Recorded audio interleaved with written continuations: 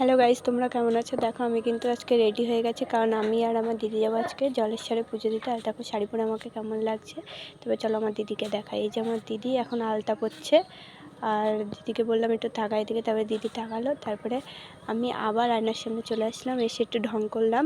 ঢং করার পরে তারপরে দেখো আমরা কিন্তু জলেশ্বরে চলে এসেছি, আর এখন আমরা লাইনে দাঁড়িয়ে আছি। এটা হলো জলেশ্বরের ঢোকার গেট।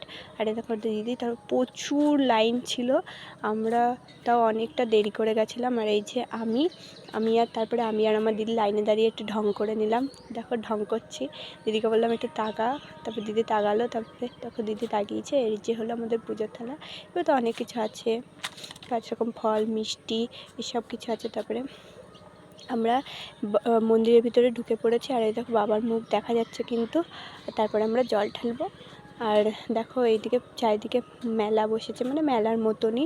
এই যে গোপালের অনেক জিনিস বিক্রি হচ্ছিলো, মানে ঠাকুরেরই বলে। তারপরে ওই দেখো ওই পুকুরটাই চান করে। তারপরে এই যে আমার দিদির সামনে হেঁটে হেঁটে যাচ্ছিলো। আর এই যে মেলা বসেছে, প্রচুর জিনিস এখানে, প্রচুর জিনিস। তারপরে এই মেলাটা কিন্তু বড় করেই হয়। আর দেখো তারপরে আমি আমার মুখটা একটু দেখে নিলাম। এবার টাটা, বাই বাই।